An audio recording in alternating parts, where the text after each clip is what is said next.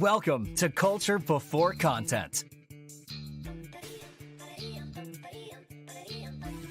Culture Before Content, from Music for All and presented by Yamaha. And now, here's your host, David Duarte.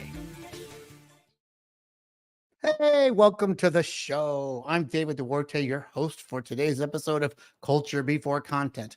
We're so glad you could join us on the Music for All podcast network. And a big thank you to Yamaha, our national presenting sponsor, for their incredible support.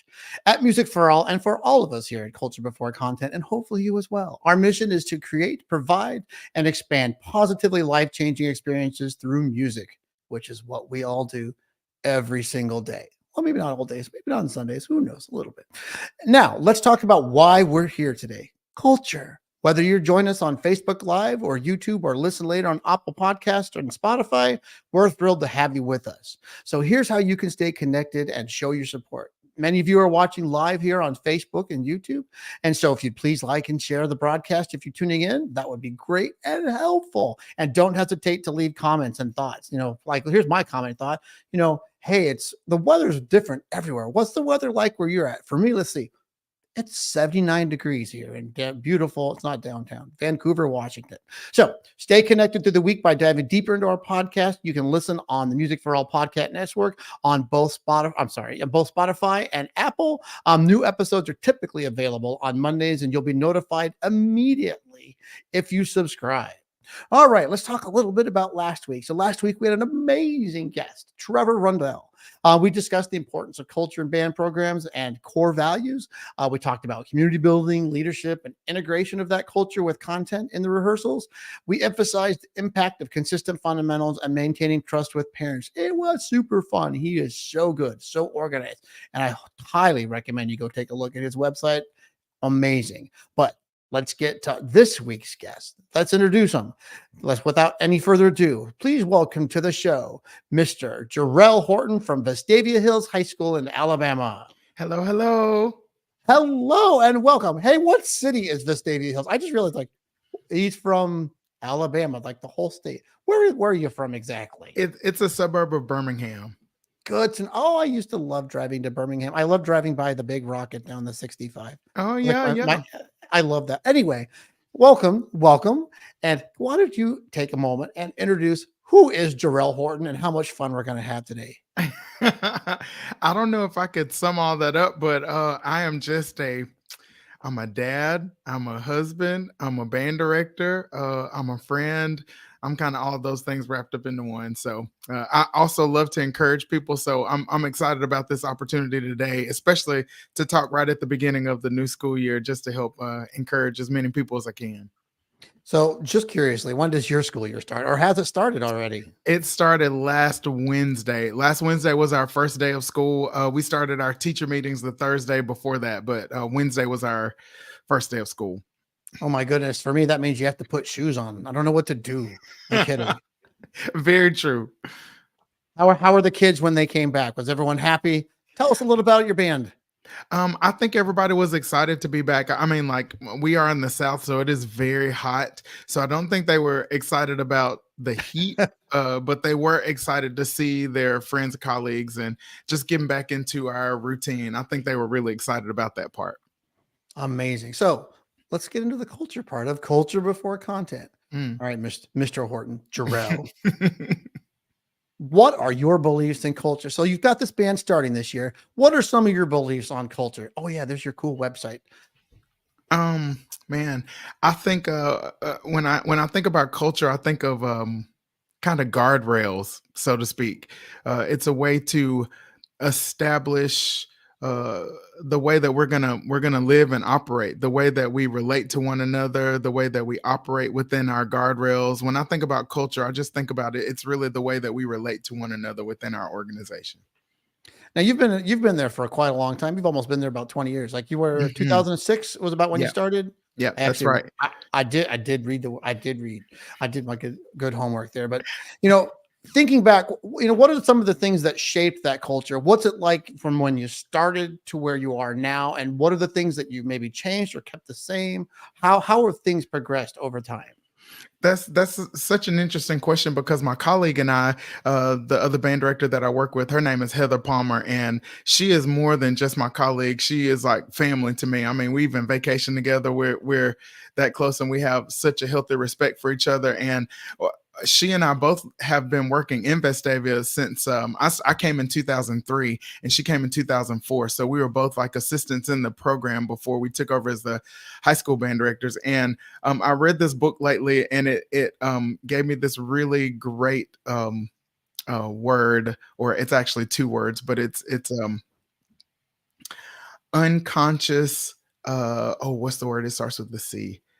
I always do this every time I talk to somebody about this. I can't. See, it's just such a natural thing that we all have these words. It's like having friends. You've known them for 30 years. You go to talk to them like, this is my friend. Right, but it's a word that means like, when you are competent at something. Oh, it's competence, unconscious competence. And I believe that when we started, there were things that we were just competent at doing, but we didn't even really understand that's what we were doing. And basically the book was saying the reason why that happens is because it's just a part of who you are.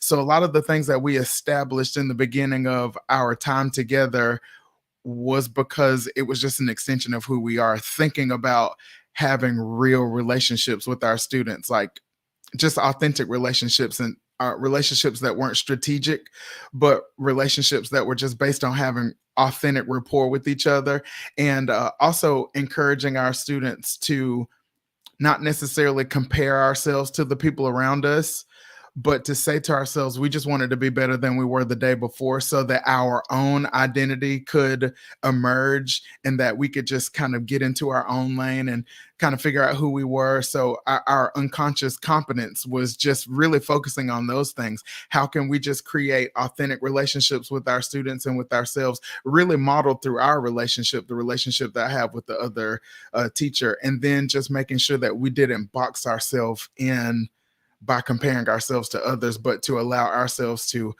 kind of become who we could become.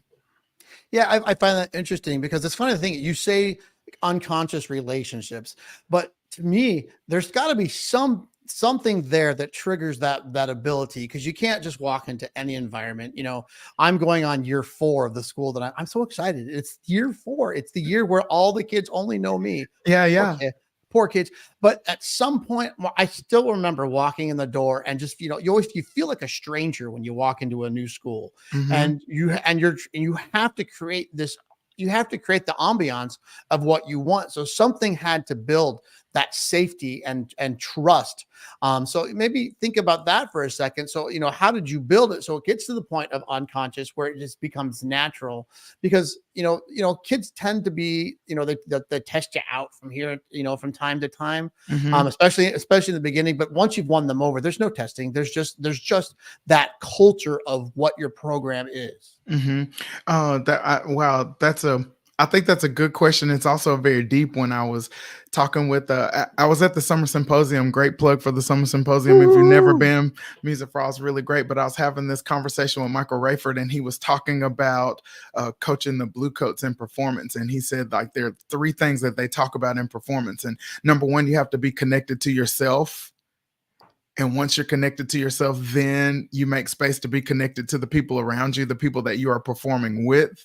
And once you are connected to the people that you're performing with, then you can connect to the people that are outside of you or your audience.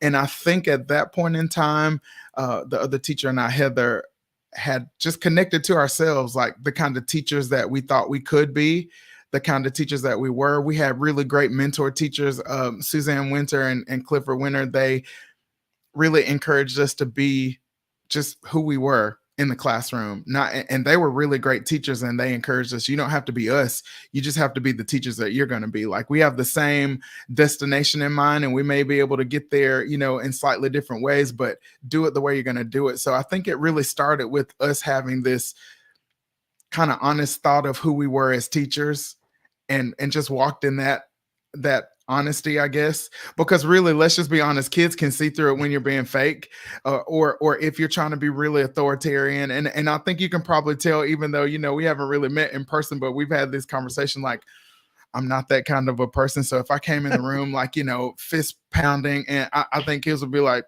this guy sounds like Mickey Mouse. Who is he going to make do anything? You know what I'm saying? So I think just it started with the honesty of seeing ourselves as teachers.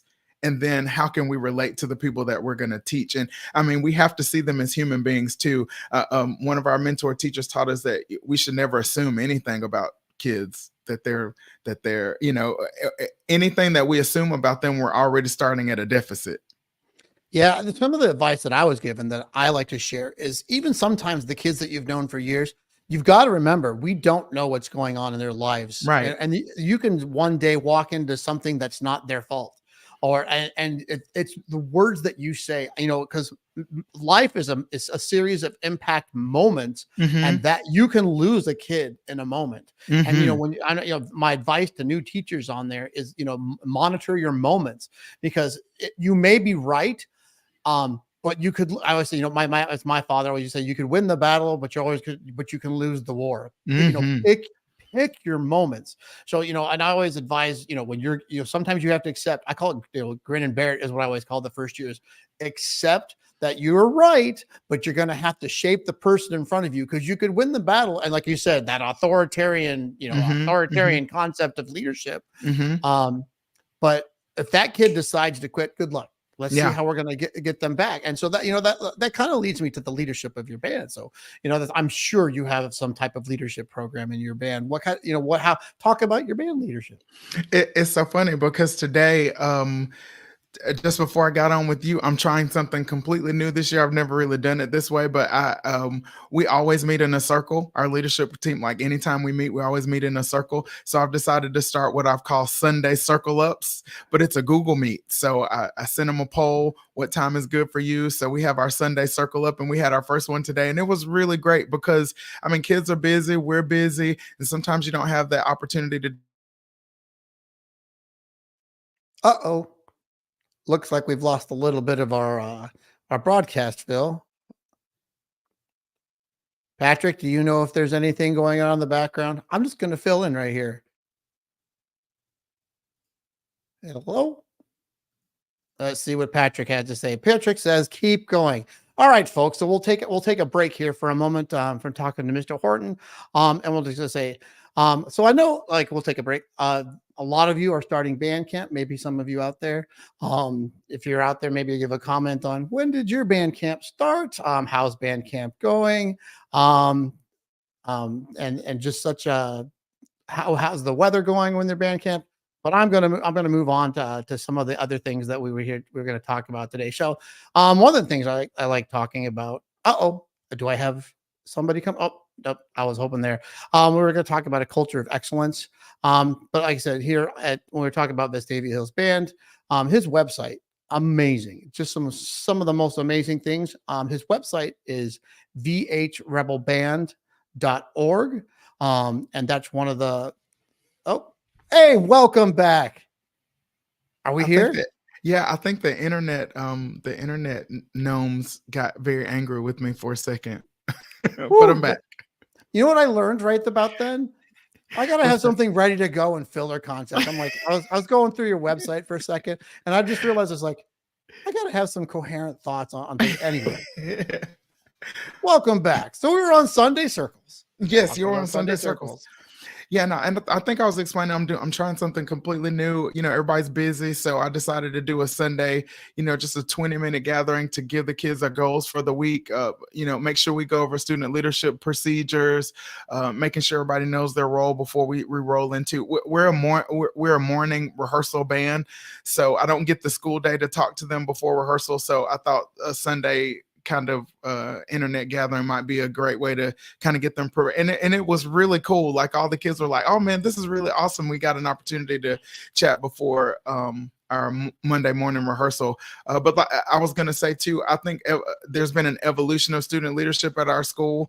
I think the place that we are now has been like this process that's been constantly evolving until we've gotten to the place where we are now. How has it changed over time? Because, I always think we've all had a couple of things happen. We've had our bands, our careers, and then we had COVID and things are coming back. So was there anything that happened in the blip? Oh yeah, I'm glad you asked that question because anybody that's heard me speak in the past couple years, I've been open to talk about what I call the COVID fallout. And I know a lot of people like will blame this and that, but what we should acknowledge is that our whole world has experienced this together. And what we have to acknowledge as adults is that our brains are fully developed, so we have the capacity to downshift and like go right back to what we had before. But children's brains don't develop or are not fully developed until they're well into their 20s, so it's really hard for them to think about how things were before and then get right back because they're in such this like really important development part of themselves. So there's some things pre-COVID that I thought were going really well, and then of course COVID comes and those things are like forgotten or misplaced or just kind of slightly changed, especially when it comes to like social norms. Kids had to spend quite a bit of time like isolated from each other, and their social structure has changed quite a bit. They're not as responsive to the person on the left and right. That's my personal opinion. When you get to be on the podcast, you can say whatever you want to say, but since it's me today, I just feel like kids are a little less aware of the people on the left and right of them. And here we are, the first thing that we all do when we come back to the beginning and go, schools have marching band. It is an event that you can only be successful when you're connected to the person on the left and right. So we've been intentional about talking about it with our student leadership group. And by the way, this year we try to come up with a theme for our student leadership team every year, and ours is Renaissance this year. And I chose that word because Renaissance actually means it's a renewal of things that have been, but it can also be a bridge between things that were and things that could be. So a lot of the things that we thought were good pre-COVID, we're creating a bridge to kind of take us over to things that can be. The Sunday Circle Up is a thing that's a part of Renaissance, if that makes any sense. So it's just been really interesting. One of the first things I remember about being at Vestavia is that it is a very high functioning school.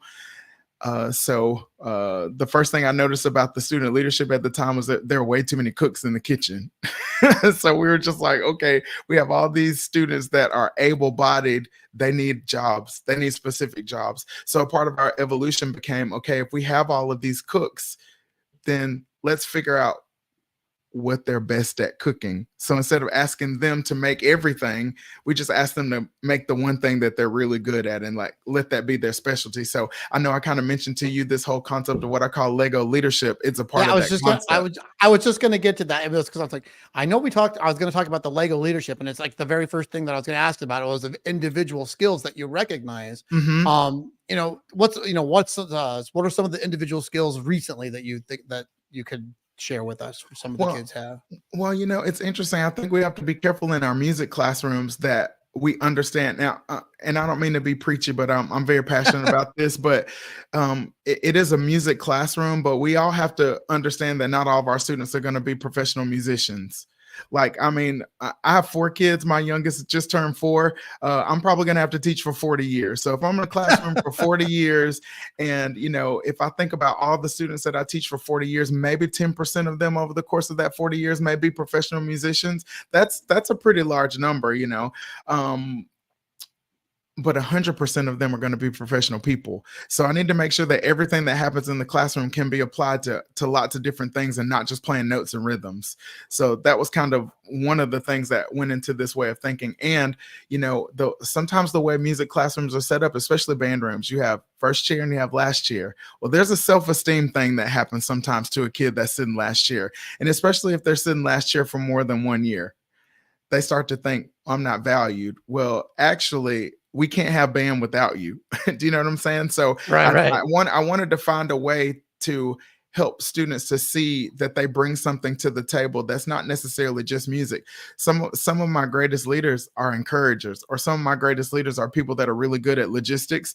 They may have terrible 8 to 5, but they know how to work a spreadsheet, or they know how to pack the truck. And I think that if we position people in a place where whatever their skill set is highlighted, it helps them to see their worth in the culture of the program and not just the notes and the rhythms, because those things can come and will be done very well as long as people feel like they are a valued part of the organization. It's funny, like we're teachers from all across the country, and like we all have some shared vision. like it's funny you say notes and rhythms because those are the two things I believe I'm not supposed to teach. I believe those are supposed to be in place before I get there. You don't know a note. Hey, we're going to try this new one. We're going to call it R flat. I invented this new rhythm. You've never done it before. There's no Wow. rhythm, and so it's my belief that, when you said, recognizing individual skills, that's something that I learned as a teacher, even recently, that I have started to separate my leadership into two sets. There's the band council that operates as a band council, but then now I have anyone can come to the leadership team and they can bring that skill set. I've even had kids, Oh, that's you know, cool. are you good at, and I always laugh. The library is like going to be forever the bane of my existence. You hand me a piece of paper, I will have set it down within 3 seconds and lost it. And somehow it's 18 miles away. I don't know how I Right. do it. I am really good at that. And that's, hand out a piece of music. But I have found kids that are good at, you're right. Like there's kids that are good at artwork. There's kids that are good at creating pages. There are kids that are good at looking at your website. There's kids that, I've had so many kids just, tell me what you're good at. And I even ask like from month to month now, because their skill sets change. And I've been actually shocked at some of the things that I've learned about students just by going, I didn't know that. Why don't you take, and again, I think it's about building culture, building self-esteem, and having those kids take it. Cause I will say this, when you say, there's chair placement and being at the bottom of the sections, I always think of clarinet because there's 3 parts, or trumpets, there's, sometimes up to 5 and 6 parts, but sometimes you're in a section like, say, tuba, the most you're going to have is maybe a note choice, and is the honor to play the top note or the bottom note? I don't even know anymore. It depends on who you talk to. Right. And that's like, and so that's what I said. In some sections, they may be the last chair, but they're in a section where the chair placement might not be a factor, and that can be helpful. But I do see what you're saying, like, the third clarinet or the last chair trumpet player, if he's there or she's there, sorry, my bad. But that they can offer things in so many ways. And again, you also mentioned not everyone's going to be a professional musician. I completely believe that. I think being a musician or even a college music major is a rarity, and we teach mostly kids who are not. And so what does band have to offer? So, any other things that you do to promote that individual growth in your program, or any other ideas that you have that you can share? I think I try to, and this is stuff that I've just picked up from other people too, because I think it's things that enriches my life, is to operate in that space. It's okay to recognize that we're all different, and you might have a different, and this is deep, but we should be talking about these things, but you may have different belief sets. You might have different political views. You might have, different thoughts on clothes, all these other things, but we do have a shared vision when they walk into the band room. Like if we say to each other that excellence is a part of our shared vision, then that's the place that we're going to start. We're not going to spend time wasted on the things that we disagree on, but we're going to take an opportunity to really focus on the thing that we agree on, because that continues to build good, positive rapport. I like to think of rapport like a bank. Some people call it like an emotional bank, but every time you and I have a really good conversation, especially focused on the thing that we agree on, we're just investing, quote unquote money in the bank of each other. So whenever I have to swipe that debit card when we have a conversation that's not so great, I've actually invested time and energy and relationship in you, so that when we do have to have those conversations, I can take something out and it doesn't really hurt our relationship. And a lot of times students don't realize, and especially in terms of student leadership, you can't just walk in the room and start bossing people around and you don't even know their name. That's called insufficient funds. You and I grew up in a time when that's a bounce check. Like you can go to jail for that. Or kids understand too, like if you walk into a store, a place that is selling an item, and you take something that you didn't pay for, it's against the law. Well, sometimes we take socially from each other things that we haven't purchased or we haven't invested in, and it's also against the law. So I'm trying to find any way to relate the information that's happening in that room to real life events, because it's not just about the notes and rhythms. That is an outflow or really of who they are. Do you know what I'm saying? Like, I don't really have to worry about a kid practicing their instrument if they walk into that room every day and see the value of just being a decent human being. Then you'll take the time to play. You'll take the time to do all those things. And like sometimes you may not be a stellar musician, but you're a committed musician. And if you're going to be committed, you're going to get better. Yeah, I also actually I know when I was looking at your website, I noticed that you had United Sound as one of your ensembles. Hmm, hmm. And so my share, as we get to know people, United Sound was founded by Julie Duty, who I sat next to each other for 20 years. I call her my band wife because Oh we my sat. gosh. Oh my God, Julie and I are like two peas in a pod. We're And kind of like that too. Oh yeah. So I have gifts in my saxophone that I keep because we're besties. Love you, Julie, if you're out there listening. Julie, I Um, love you too. uh, I'll text her afterwards just to say that we mentioned her on the show. But you talk about that shared vision, and I think that is so hard sometimes for us to go in there because sometimes I think band directors confuse the program with the job. And Mm. I think that is something. I don't know if it's something that's learned or something that's innate. I walk in and I always say this: you have to give of yourself. And so when I'm talking about United Sound, talk about what that impact has had on your program. And the reason I'm saying that is because I think what you're trying to say kind of comes from that value of vision. Oh wow. I remember the first time I saw one of the United Sound presentations and I wept, like, and I was a young dad at the time too. So I was like, wow, as a parent, you want so much for your children. And there are people who they come across these hurdles that can be overcome as long as there are people that are willing to do the work. So once I saw that that was the case, and I introduced this to some of the students at Vestavia, and they were like, yeah, we should do this. And um, it's just so interesting to walk into that space and have students that we've taught helping these other students who have, being introduced to this thing that we love at a pace that's really good for them. It's just so cool to see them share that gift with others. And really, that's what we're trying to encourage them to do. I want to take you back to the first piece, the whole Lego leadership is like Yep. having a way to recognize that thing about you that you do that is your unique presentation to the world. It's kind of being mimicked in United Sound, that these kids have this skill set, or I shouldn't call them kids, these students have this skill set that they're able to share with somebody else in a unique way that nobody else can do. And here we are welcoming more people into this environment that means so much to us. So I don't know, there's just something really special about that, which is another thing for us. COVID, we had to be very creative. We had United Sound outside during COVID for a little while. We would just meet outside, and have our meetings. And now we're coming back, and that's pretty exciting too. So I'm really excited to get that started back again this year. I think our students love it too. What did you learn about your students from watching them teach or watching them interact? Oh my gosh. In the beginning, I'm gonna be very honest. In the beginning, they were very nervous because unfortunately in our society, we don't do a good job of helping people learn how to interact with people who may be different than us.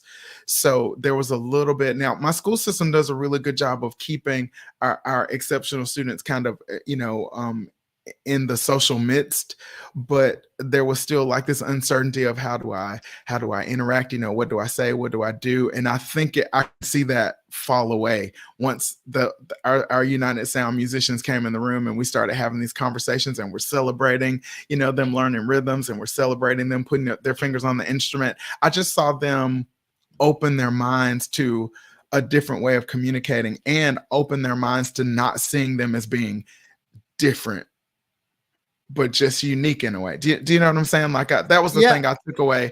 I took away that first year, is just seeing that fear fall away and this intense appreciation and love start to grow and build between them. So that was really exciting. I'm getting excited thinking about it. Like it's really cool. Yeah, I think it's really important that we understand that students have a power that we have to get out of them sometimes. And Hmm, sometimes it's, like I said, we always talk about student leadership as a way of culture. But I said giving kids responsibility. And maybe that's hmm, the bigger issue is what kind of responsibilities do we owe our hmm, students? Like, hmm.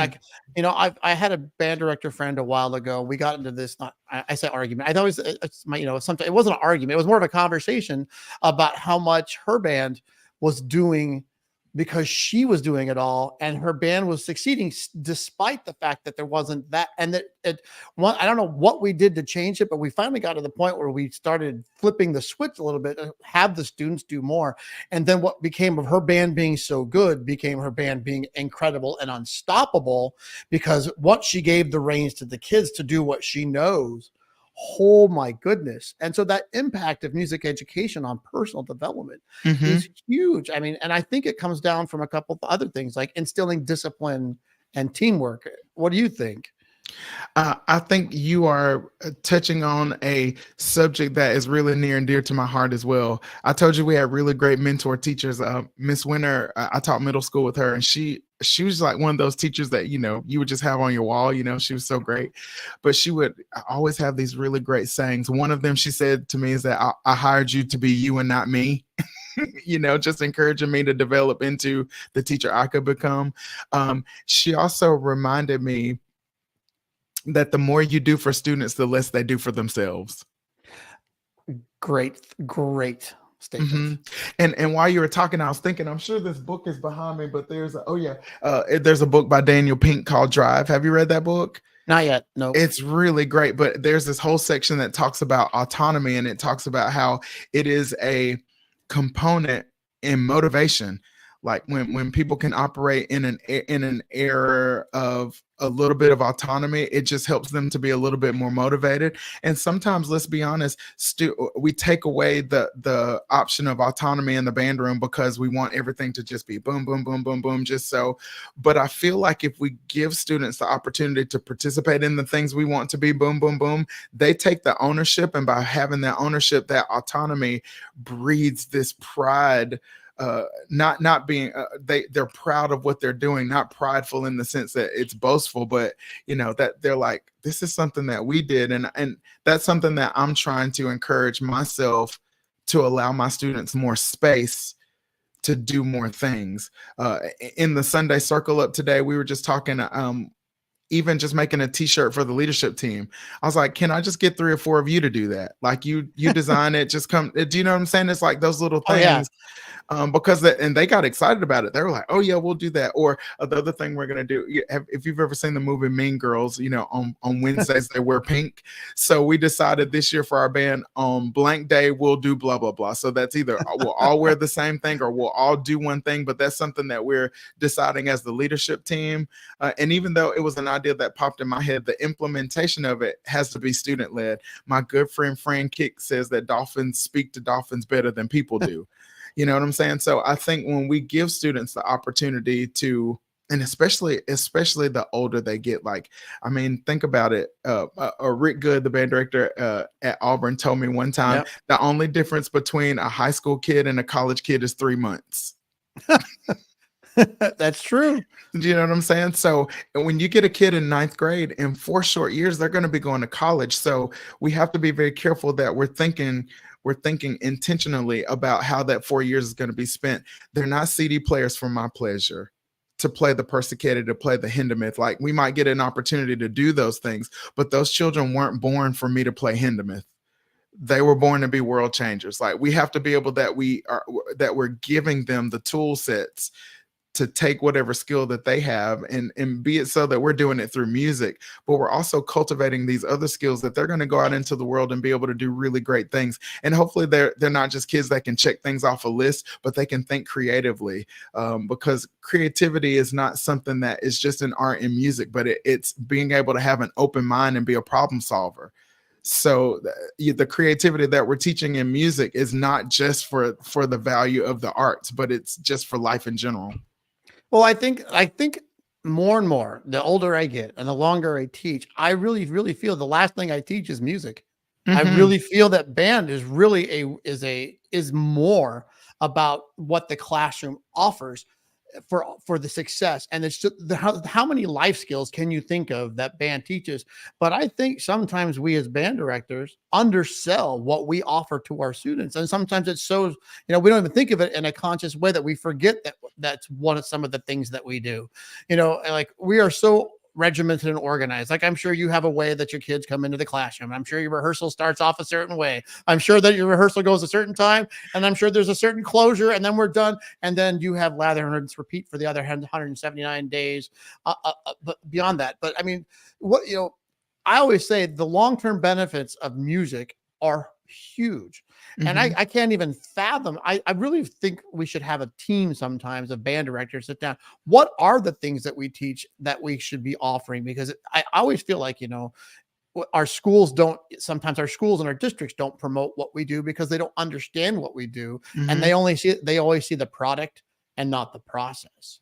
And so I think maybe that's what it is the culture of the process is what we crave, and everyone sees the product. Well, our percussion teacher, his name is Brad Palmer. He also happens to be married to my colleague Heather. They're married, and so we're kind of a team. We're not kind of a team. We are a team. But he said something so beautiful a few years ago. He used to work with the Bluecoats, and he said he could have gone to every rehearsal and never went to a performance because he enjoys the process just that much. And I was like, wow, that says a lot. Because sometimes we do get just caught up on the product, but it's the everyday nitty gritty that makes the difference. Because you can what is the phrase they say? Oh, you clean up pretty. Everybody can clean up pretty when you can only have 7 minutes that you have to be displayed in front of somebody. But when you come to a rehearsal that's going to last an hour, 2 hours, that extended period of time when you're like in the grind, that's the place that those skill sets are really like growing and developing. And you said something earlier I wanted to touch on too, because you said you feel like music is the last thing you teach. And something that I've been thinking a lot more about lately is in the teaching of music, what we're really teaching is humanity. When we're talking about expression, how a note begins, how a note develops through time, how we create phrases, how we layer information, it's really just humanity. Do you know what I'm saying? Yeah. So yes, notes have definite beginnings and endings, but there is just something about an expertly timed release when it comes to how you think and feel in a moment, because that is humanity. Like today I might be angry, or tomorrow I might be joyful. It's going to affect the way that I play my instrument, and being able to channel that energy into something that I'm doing. But that can be channeled into lots of things. The way you write an English paper, the way you work a math problem, like even though it's something that's very concrete, there is an air of expression that's going to go into the way that you do all those things. So you're right. Music might be the last thing that we teach, but ultimately we're teaching humanity. And by the way, we're teaching humanity when they walk in the door, not just when they inhale and play a note. Yep. Did you actually greet the students that walked in the door, or did you just get to the business? Did you try to create an atmosphere that makes you feel comfortable in order for the students to feel comfortable? Do you understand what I'm saying? Like, I think we get an advantage over a lot of other teachers because we get to display this beautiful art, but we also get the opportunity to connect with students in ways that other teachers don't get to do that. We get to display our own humanity. And I'll leave it with this in this conversation, but I've tried to remind myself that I have to model for students the things that I expect out of other people. So if I would like for them to be more vulnerable in their expression, then I have to be vulnerable in my expression. So when we're talking about music, I have to be more vulnerable if I want them to be vulnerable. And by the way, if I want them to say I'm sorry, then I have to say I'm sorry. There are lots of things that we have to make sure that we are modeling for them so that we get that thing back in return, and it's not just a one-way street. Well, I'm going to keep going back to, it doesn't matter whether I'm right. I have to preach that classroom all the way to the end of the year. And then I get to rejuvenate over the summer. And then I get to do it again. So it really comes down to, you're right. It becomes down to being a model and teaching our students to be models for the other students. I mean, how many levels are there really in a band program? Because the other thing that we never talk about is how important is the social side of your band program, not the music side. Oh my gosh. Okay. So this is one of my this is one of my first day of band conversations. I have this placard of these two donkeys that are tied together, and they're two bales of hay. And it's like this little comic strip. And we talk about this at the beginning of the year, every year, because I'm not one of those band directors who thinks that every kid walked into the band room because they love Granger. I know that there's some kids that walk into the band room because their good friend Susan is in band and they love Susan. So Susan's great. right. So here are these donkeys and these two bales of hay, and they're tied together. So in the second picture, they try to get the hay, but they can't because the rope is not long enough. They're tied together. And then the third one, they run as fast as they can and they can't get there. But in the fourth picture, they're turned and facing each other, and there's a question mark. And I say, friends, this is where you and I are today. Because obviously we are two donkeys tied together. There's something that you want and there's something that I want. And in order for any of us to get it, we've got to answer the question. And the question is, how do we do it? Well, in the next picture, I've been doing this for years, but this is the first year that I realized that they're donkeys. They're animals that shouldn't be very smart, but this is what they figure out. The two donkeys walk together to one side. You eat half of the bale of hay. I eat half of the bale. You get a little bit of what I want. I get a little bit of what I want. And then we both walk to the other side. You eat half. I eat half. You get a little bit of what you want. I get a little bit of what I want. But two halves make a whole. So this is the beginning of your conversation. There are people in this room who freakishly enjoy playing your instrument. That is great. When the section has a section party, you should go to it. If there's some weird inside joke that the section likes to use, you should use it. Why? Because obviously there's something that you want and there's something that they want. But in order for all of us to get what we want, we got to make sure that we're compromising in that way. Conversely, if you're a person who loves the social aspect of band, great. But it's called a treble clef. They're called fingerings. Notes have beginnings and endings. Tone is steady, vibrant, and resonant. We don't need you to be first chair. We just need for you to be reliable, because obviously there are people that need for you to be reliable playing your instrument so that they can benefit the things that they want out of the experience, and you can still get the social part. And I think coming to that understanding, it makes that space a lot more honest. People don't have to put on airs when they walk in there. So I tell kids, be honest. If you love the social part, that's great. But there is a shared expectation that we're going to be excellent at the thing that we do together. And if music is the thing we do together, that's what we're going to be excellent doing. You got me thinking about brand new teachers coming to the classroom right now. And gosh, do you remember your first year? I kind of remember my first year. I do remember. Oh, it's kind of a blank at this point. But I always, for my audience who's listening, I put my hand up and my hand down, and I think this is what walking into a new classroom is like. It's like my vision's up here and the kids' visions are up here. And I had the hardest time getting the vision to come meet the kids' vision. And so it comes down to it's shared vision. And so what advice would you give a new teacher or somebody new to their school about the vision? How do you get the vision to become one and the same?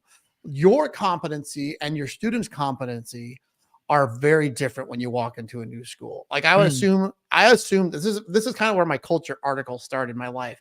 I believe that when you can leave and your kids get more done when you are gone is when culture has arrived.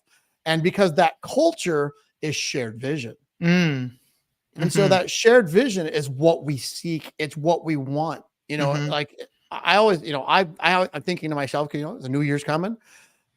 What happens if I have to go absent on day one or day two or day three? I always have this fear that, something, and that actually almost happened in Nashville. Actually, thanks to COVID, I got, I could teach from I was in the hospital, but I could teach from the they didn't know. Wow. But I didn't miss kid. But if I had not been there, what would have happened? Because I feel like that's where you lose, is when your kids every day we learn in the classroom. How do we keep that? So, think about a shared vision. How would you advise getting that into a classroom you walk into? I think it's got to start. This is something I'm really passionate about. I'm really glad you asked this question, especially when it comes to people who are entering the classroom. First of all, it's not your self-worth. Like, you got to start there. And it took a little time for me to get there too. It's like,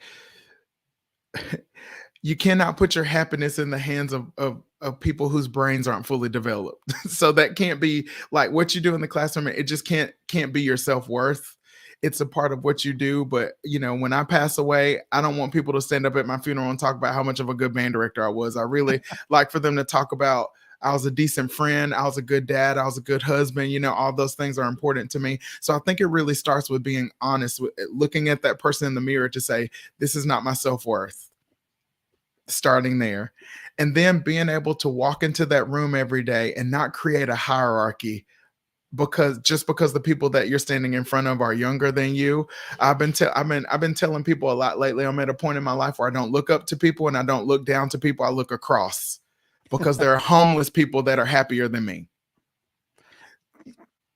Do you That know what is I'm true. saying? Oh, And yeah. and we have to when we walk into the classroom, although those brains don't have as much wisdom as we have, they're still good brains and they can have good thoughts.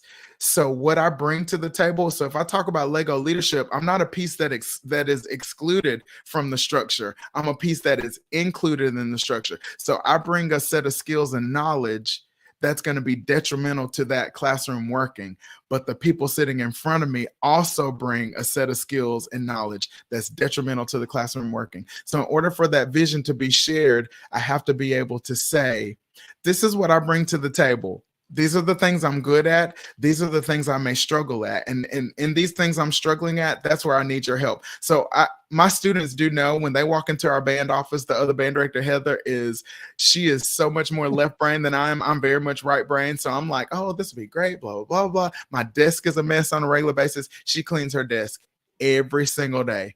Everything Something she wrong does with is us. nice and I know, very organized. And that's how our Lego pieces work together. So there are lots of things that she does well that I don't do very well. And there are things that I do well that enhances what she does. So that's how we come together. And I think that's the place to start. Is just being able to walk into that classroom and say, take stock of what's actually there. You use your hand like in this illustration, say, this is my vision and this is what's happening. A lot of band directors do that. They go in the band room every day and they drop that downbeat and they hear an F concert that's coming from the Marine band. No, baby doll, you got to hear the ones that are actually standing in front of you. Like you might have that thought of what you want that sound to become, but you got to actually hear what's in the room. So I think when it comes to like developing that vision is that you got to take stock of what's actually in the room. And that's the place to start. 100%. Hey, we've got a question, and from a former guest, Vanessa Cobb. I love Vanessa. We're friends. Oh, we texted. I know she's so sweet. She's such a nice person. I aspire to be her. What type of things do you do in your program to get your parents to share the vision? See, and that's that whole thing. That's the harder part. We've got students, we've got us, and we walk into the room, and then there's these parents over here in left field and right field, and we are trying to. This is a great question, Vanessa. This is a great question. Because Vanessa knows me too, and I've struggled a lot with my personality. And when I first came to Vestavia, it is a community of people that I just have lots of healthy respect for. And in the beginning, I don't think I took into account what I brought to the table, because there are people in this community that just do things that are just way different than what I do, and they're very successful at it. But I bring this very unique piece to the table. So what I decided to do was to share the vision with everybody and not just the students. So I mentioned that donkey conversation. I have it with the parents as well. I want to let them know the things that I'm talking to the students about, because I want them to be able to share in that vision with them too. Because if they have a kid that really loves the social aspect of band, but may not like the music part, what we're teaching them is that you have a role to play, and if you're going to take that part, then you have to give something else in return. So I'm trying to be honest about the conversations I'm having with the students. I'm having that with the parents too. So every preview show night, which is my largest parent audience, when they come to the band preview night, they're going to get all what I call my band propaganda. Those people that know me really well, I have this little shtick about Golden Corral. I give them the Golden Corral speech. I give them the donkey speech. And then my new favorite one too is, it's a post-COVID thought, is that as a dad, I don't want to shield my kids, my personal kids, from rainy days. I just want to teach them how to carry umbrellas. Amazing. Do you see what I'm saying? So that's another conversation for band students, is that the process that you have to go through to become a great musician, I can't shield you from the difficulty of it, but I can give you tools that can help you endure as you move through. And then the best part is when we say we teach our kids how to carry umbrellas, but the best thing is when they share that umbrella with somebody else. Like the conversations that I'm having with the students in the classroom, I'm going to have the exact same conversation with the parents, acknowledging that I just bring a part to this puzzle. I'm not trying to tell you what to do as a parent. I'm telling you what's happening in the classroom, and this is what's going to be good for our band program going forward. These are the things that your students are hearing hearing every day, this is the vision that I want you to grab onto so that we can take our program forward. The other thing I was going to say too, and not just in reference to Vanessa's question, but as band directors, we got to stop teaching our classes thinking about people who aren't in the classroom. When we're thinking about other band directors, or we're thinking about our professional communities, sometimes that forces us into doing things in the classroom that are not necessary for the kids that we stand in front of. That is amazing, because it's in my own brain. Like, these culture before content podcasts for me have been the ultimate professional development for me personally. So one of the things that I have planned to do this year is I'm having a parent meeting to go over all the things that we talked about. So like, it's like, oh, I feel valid. I feel reinforced. And that's why it's, when you talk to another band director, you're like, oh my God, I always tell people I'm a sponge. I don't think I have any original thoughts. Me neither. I have taken everything from everyone else and I do it. Like from Vanessa, I still think my band room is clean to this day, because after our podcast and we did it, she came up with that idea and I started going with it. And it has been amazing. And that kind of what led to the band leadership of my finding what are kids good at? Because you know what I'm not good at? You want to talk about right brain? I don't think I have found the bottom of my desk. And I know I have parents. I don't think I've ever cleaned the desk that I have. I have a desk. It's really just to hold the stuff that I'm going to put down there. Me too, my friend. And then find that one student. Hey, do you like to clean? Feel free. And so her band room is very clean. It's very clean. It's very intimidating when you meet clean band directors, because that is not me. And I don't have another band director with me to have an offset. So it's like, it's me. And I think I think it came down to the vision part. And again, it goes back to my original article. What happens? It was Vanessa sparked me last year to get the kids to start doing some of the stuff. It is not my responsibility to clean the band room. It is yes, it is my responsibility to keep the band room clean. It's not my responsibility to clean the band room. Unless if I made the mess, I will clean the mess. I got to figure out a way to make that into a better quote. If I didn't make that, but make the mess, clean the mess. Right. So here's the scary part, Jerell. We are 53 minutes into this 52 minutes into this. Crazy. And we have to end soon. So number one, I want to share your email address with everyone out there, because I see it's already on the screen. So for our listeners, it's J Horton, HORTON 47 at bellsouth.net. So it's jhorton47 at bellsouth.net. Personally, I recommend going to the website, which is vhrebelband.org. Oh, I remembered. That is amazing. I was checking out websites last week of our guests. I'm like, okay, I'm loving these websites.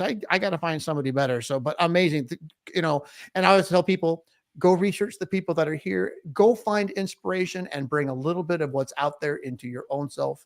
So thinking about culture, last thoughts. What is your thought about culture before content, or just your final thought for the audience today? I was thinking about another thing I wanted to add to the question that Vanessa asked too, and that is sharing that vision with your community. I think that it's very important to do what the title of your podcast is, Culture Before Content. I think it's great to have product-driven goals, but I think those product-driven goals have to have a foundation of people-driven goals. How are we going to help our students to become better people? The product is just going to get better and better and better. So even with our leadership team, one thing I'm trying this year is they're about to get a Google form later tonight to talk about blah, blah, blah day. We do blah, blah. But the other part of the Google form is to give us suggestions. I'd like for them to develop two goals: a cultural goal. What do we want our band community to look like? Let's have a goal for that for the year.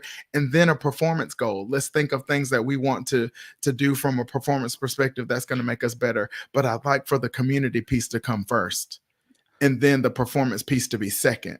And I think that when it comes to culture before content, those three words say it all. I think I used the term guardrails before. It's in the space that we're going to operate. We're not going to operate outside of this space that we've created. Sometimes when student leaders ask me, how do I make negative behaviors go away? I'll tell them, did anybody go to the Taylor Swift concert? Did anybody go to the Beyonce concert? You bought a ticket, didn't you? Yeah. Do you know what's going to make Taylor Swift and Beyonce stay at home? When you stop buying tickets. So like I tell students, if you want negative behaviors to stop buying tickets to the show. If you give an actor a stage, they're going to put on a show. So I think the same thing happens in our programs too. Like if there are behaviors that are happening that we don't like, we have to stop buying tickets to the show. We have to find ways to creatively equip our students with the tools to, some people say things like, we don't do that here, or that's not a part of what we do. Can we think of a better way to handle that? Do you know what I'm saying? So I think the 3 words of your podcast are, and it's hard. It's really hard to stay the course.